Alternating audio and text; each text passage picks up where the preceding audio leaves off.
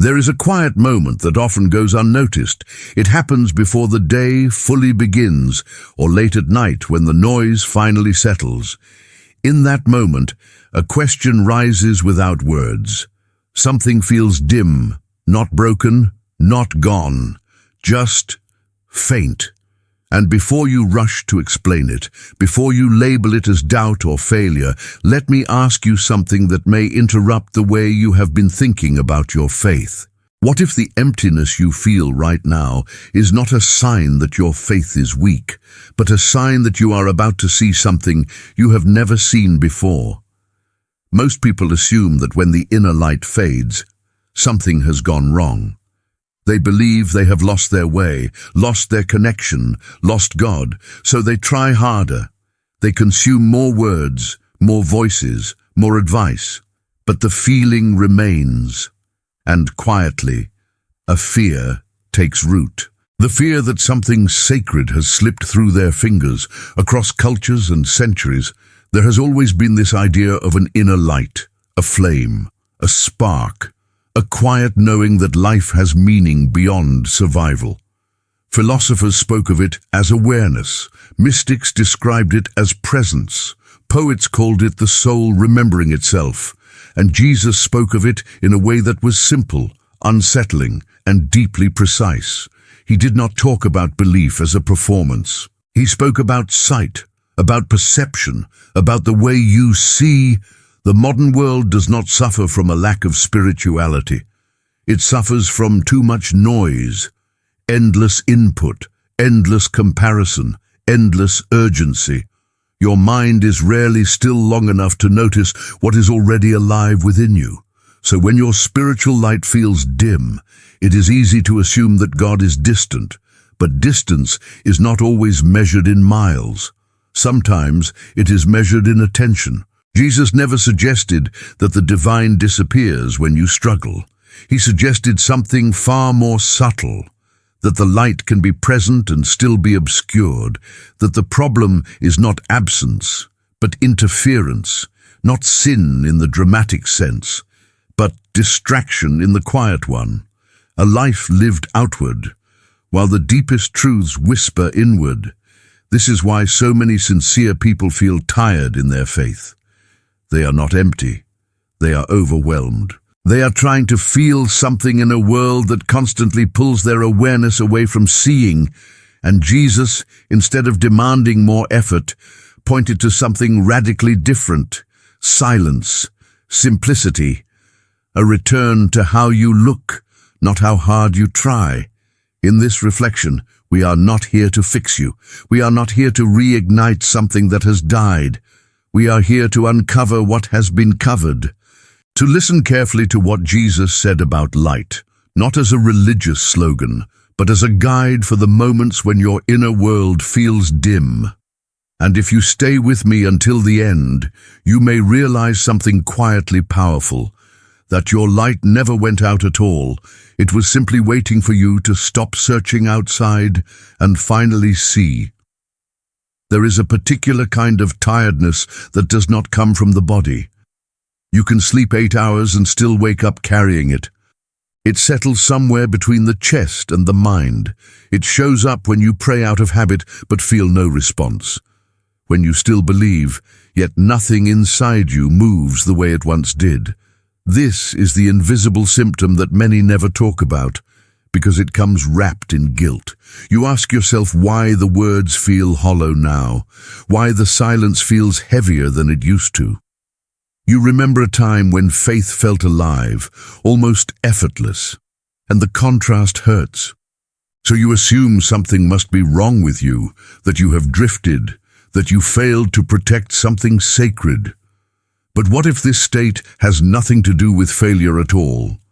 Modern life trains us to associate meaning with intensity, strong emotions, clear signals, immediate feedback. When those disappear, we assume the source is gone. Yet some of the deepest realities do not announce themselves loudly. They do not compete for attention. They wait to be noticed. And that waiting can feel like absence to a mind conditioned for constant stimulation. Many people pray today, while their attention is divided into 100 directions. The phone nearby, the noise of the day still echoing, the pressure to feel something meaningful right away. When nothing dramatic happens, disappointment follows, not because God is silent, but because the inner space required to listen was never fully entered. There is also the quiet exhaustion of carrying expectations you never consciously agreed to. Expectations about how faith should feel, how often peace should arrive, how quickly clarity should come. When those expectations are not met, guilt fills the gap. You begin to believe that your faith has weakened, when in reality your nervous system is simply overwhelmed. Jesus never promised constant emotional reassurance. He did not describe faith as a continuous high or a steady flow of comforting feelings.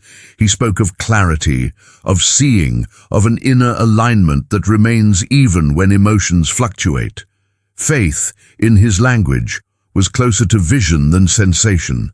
This distinction matters more than most realize. Feeling comes and goes. Seeing changes how you walk, even when the light is low. When you confuse the two, you end up chasing experiences instead of cultivating awareness. And the chase itself becomes exhausting.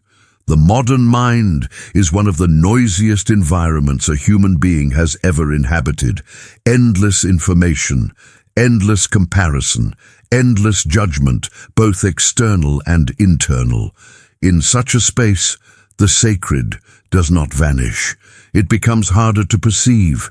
Not because it retreats, but because it refuses to shout. When Jesus spoke to people who felt lost, he did not accuse them of disbelief.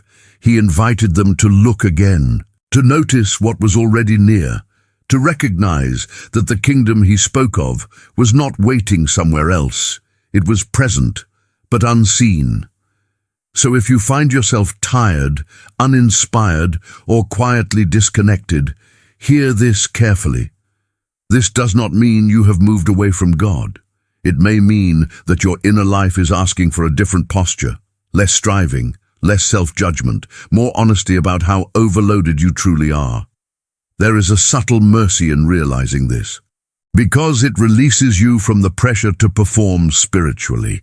It allows you to admit that you are human in a world that rarely lets you rest, and rest, not effort, is often the doorway back to clarity. As we move forward, the question shifts, not what you should do to feel more, but what Jesus actually said about the light within you and why understanding that changes everything about this quiet season you are in. When Jesus spoke about light, he did not speak as someone introducing a new idea. He spoke as someone revealing something that had always been there. Something people had forgotten how to notice. His words were simple enough to pass unnoticed, yet deep enough to unsettle anyone willing to listen closely. He said that the lamp of the body is the eye, and that if the eye is clear, the whole body will be full of light. But if the eye is unhealthy, the light within can feel like darkness. This was not poetry meant to impress. It was a precise description of how inner life works. Jesus was not talking about eyesight. He was talking about awareness, about the way attention shapes experience, about how what you allow yourself to look at, dwell on, and internalize determines whether life feels illuminated or heavy. The light, in his teaching, was never something you earn. It was something you either perceive clearly or allow to be obscured. This changes the entire conversation about faith. Most people assume spirituality is about adding something, more belief, more discipline, more effort. But Jesus pointed in the opposite direction. He suggested that the light is already present, and the issue is not lack, but interference. The eye becomes clouded not because the light has weakened, but because attention has been fragmented. Think about how often your awareness is pulled outward. Notifications, opinions, comparisons, the subtle pressure to measure yourself against others. Each one seems harmless on its own. Together, they scatter your attention until it rarely rests anywhere long enough to truly see. And when awareness is divided, even the brightest light can feel dim. Jesus spoke often about seeing and hearing, not as physical acts, but as spiritual capacities. He repeated the invitation again and again. Let those who have eyes see, let those who have ears hear. He was not speaking to the blind or the deaf. He was speaking to people whose inner senses had grown dull under the weight of distraction and fear. In this light, faith is no longer about forcing yourself to believe harder. It becomes about learning how to look differently, how to bring your attention back to what is essential, how to stop staring at everything that drains you and begin noticing what quietly sustains you. This is where many misunderstand Jesus. They turn his words into moral demands instead of perceptual invitations. They assume he is asking for purity through effort, when he is actually pointing to clarity through simplicity. A clear eye is not an exhausted eye, it is a rested one. In the modern world, attention is constantly traded, sold, and manipulated. Entire industries are built around keeping your awareness fragmented. In such an environment, it is no wonder that people feel spiritually depleted. The problem is not that God is absent. The problem is that awareness is rarely whole. Jesus did not tell people to search for light somewhere else. He told them to notice what was already within. This is deeply unsettling to systems built on control and external authority. Because if the light is already inside you, then the path is not accumulation. It is removal, removing what clutters the mind, removing what numbs the heart, removing what keeps you perpetually looking outward. When attention is scattered, anxiety grows, comparison grows, self-doubt grows, not because these things are true, but because awareness feeds what it dwells on. And slowly, without realizing it, the inner light feels weaker, not extinguished, just covered. Jesus understood this dynamic long before modern psychology gave it language. He knew that where attention goes, life follows, that the quality of your inner world is shaped less by what you believe intellectually and more by what you consistently look at emotionally. This is why he warned that light can feel like darkness when perception is distorted, not as a threat, but as an observation. When awareness is hijacked by fear, by constant judgment, by endless noise, the inner world becomes heavy even if nothing sacred has been lost. And here is the quiet relief hidden in this teaching. If the light never left, then you do not need to chase it. You do not need to beg for it to return. You need to create the conditions in which it can be seen again. Conditions of simplicity, of honesty, of undivided attention. So consider this carefully. What occupies your awareness most of the day? What stories do you replay? What fears do you feed? What comparisons do you return to again and again? None of these make you sinful or weak. They make you human in a distracted age. But they also explain why the light can feel distant. And this leads to a question that is uncomfortable, yet liberating. What if the greatest spiritual mistake of your life was not doubt, but looking in the wrong direction? What if the light you are waiting for has been present all along, quietly obscured by where your attention has learned to rest? In the next reflection, we will explore why the modern world is especially skilled at dimming this inner light without ever appearing to be hostile to spirituality at all. Because understanding that may finally release you from blaming yourself for something that was never meant to be carried alone. The modern world rarely attacks spirituality directly. It does something far more subtle. It overwhelms it, not with arguments, but with volume, not with denial, but with distraction. And because of this, many people never realize what is happening to their inner light until it already feels faint. Information today is endless. Knowledge is everywhere. Answers are always one click away. Yet wisdom feels increasingly rare. Wisdom requires space. It requires slowness. It requires the willingness to sit with questions that do not resolve immediately. The modern world has little patience for that. It rewards speed, reaction, and certainty, and in doing so, it quietly trains the mind away from depth. Spirituality, when filtered through this environment, begins to change its shape. It becomes something to display rather than something to inhabit, something to talk about rather than something to live. The sacred turns into content, into identity, into performance, and performance, no matter how sincere, is exhausting. When faith becomes something you feel pressured to maintain publicly or emotionally, it loses its natural rhythm. Instead of rest, there is strain. Instead of quiet confidence, there is comparison. Instead of presence, there is constant evaluation of whether you are doing it right. This is not how Jesus lived, and it is not how he taught. Jesus often withdrew. He stepped away from crowds, even when they wanted more from him. Not because people were unimportant, but because clarity cannot survive endless demand. He understood that presence is not sustained by noise. It is sustained by silence, by spaces where the soul is not performing, explaining, or proving anything. The modern world, however, leaves little room for this kind of silence.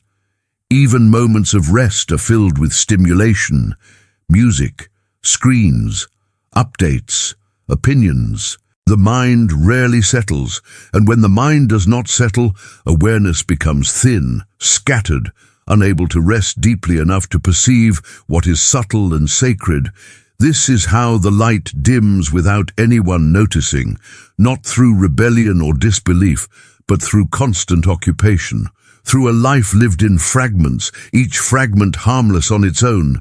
Together, they create a fog, and in that fog, people begin to believe that something essential is missing. Jesus never framed spiritual life as a constant search for answers. He framed it as a way of being, a way of seeing. He spoke in parables not to confuse, but to slow people down, to invite reflection rather than reaction, to move the listener from the surface of the mind into deeper awareness. The search for quick answers is another way the light is softened. Deep questions cannot be rushed without losing their power. When you demand immediate clarity from things meant to be lived into, frustration grows. Faith becomes brittle, easily shaken, because it was never given time to root itself in lived experience. Fear also plays its role. Fear of being wrong, fear of missing out, fear of falling behind. These fears keep the mind tense, always scanning, always preparing. A tense mind struggles to perceive peace, even when peace is near. Jesus addressed fear repeatedly, not by offering complex explanations, but by inviting trust, by pointing people back to the present moment, where fear loses much of its grip. The light does not vanish in times like these. It waits. It waits beneath the layers of urgency and self-judgment. It waits beneath the belief that you must constantly improve yourself to be worthy of clarity. And when you finally stop long enough to notice, it has not diminished at all. This understanding prepares the ground for a turning point, because once you see that the dimming of the light is not a personal failure, but a natural response to a hurried and noisy world, something inside you can soften. You no longer have to fight yourself. You can begin to listen, and listening, as Jesus taught, is often the doorway to seeing again. When the inner light feels weak, the instinctive response is almost always the same. Do more, learn more, try harder, search deeper. People assume that effort is the cure for distance, that intensity will restore what feels lost. But this instinct, however sincere, often deepens the exhaustion instead of healing it. The most common mistake is not a lack of desire for God. It is the belief that reconnection requires force. When you feel nothing, you push yourself to feel something. You repeat words more loudly. You consume more teachings. You analyze your inner state, searching for what is wrong, and slowly, without realizing it, spirituality becomes another arena of pressure, another place where you measure yourself and come up short. Jesus spoke directly into this human tendency. When he invited the weary to come to him, he did not describe a new task to master. He offered rest, not as a reward for effort, but as the starting point. This was deeply countercultural then, and it remains unsettling now. Rest feels unproductive to a mind trained to fix and achieve. Forcing clarity only tightens the mind, and a tight mind struggles to perceive subtle truth. The light does not respond to pressure, it responds to openness, to a willingness to stop grasping and allow awareness to settle.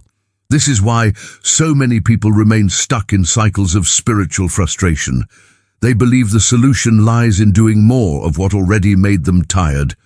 Jesus pointed toward a different movement altogether, away from strain toward trust, away from proving toward presence. And here is the quiet shift that changes everything. When you stop forcing yourself to feel something, space opens. When you release the demand for immediate reassurance, something deeper begins to surface. Not emotion, but steadiness. Not excitement, but clarity. In the next reflection, we will explore what Jesus actually teaches us to do when nothing is felt at all, and why that teaching feels almost too simple to believe, yet changes the way the light returns. When Jesus spoke about transformation, he rarely gave people complicated instructions. He did not overwhelm them with techniques. He invited them into a way of being that felt almost disarmingly simple. And this simplicity is precisely why it is so often overlooked, especially when the inner light feels weak. The first movement he points toward is a return to what is essential. Not adding new layers, but letting go of what has become excessive.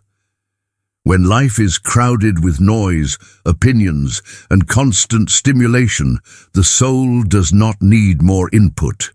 It needs room. Jesus lived simply not as an aesthetic choice, but as a spiritual one. Simplicity clears the inner field so that awareness can gather itself again. There is also the practice of silence, though Jesus never treated silence as a technique. He treated it as a natural state you return to when you stop fleeing yourself. Silence is uncomfortable at first because it removes distraction. It exposes restlessness.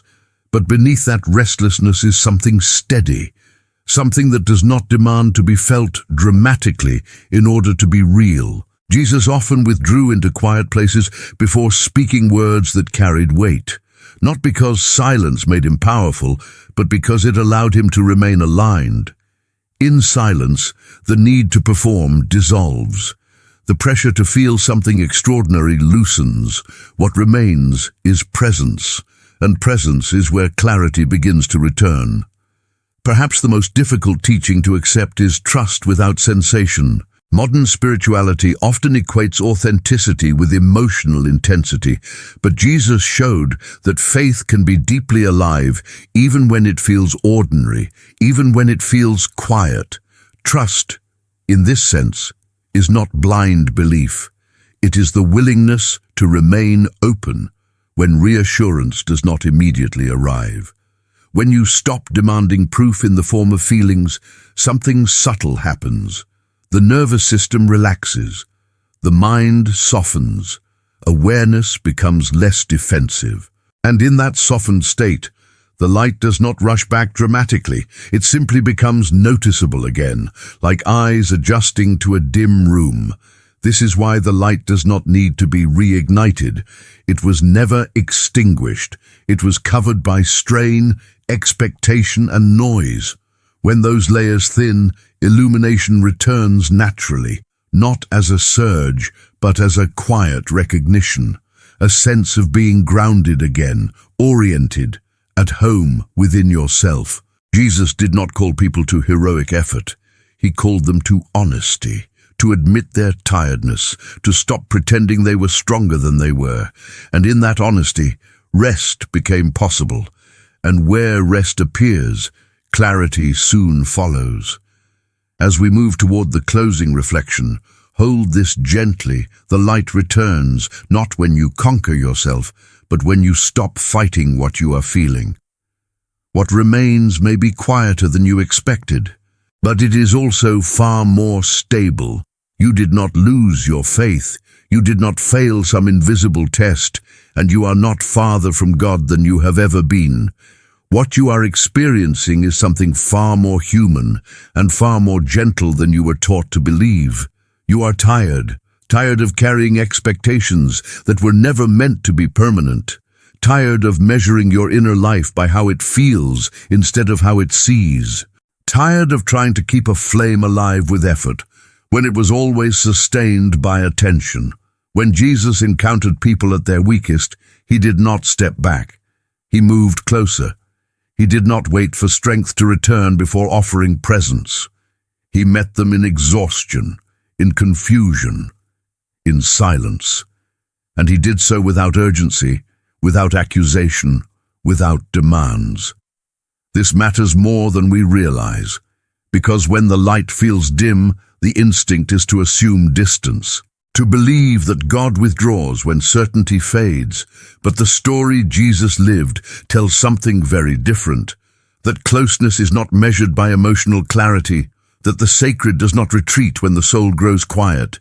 If anything, it draws nearer. The light you are looking for has not been extinguished by doubt, distraction, or weariness.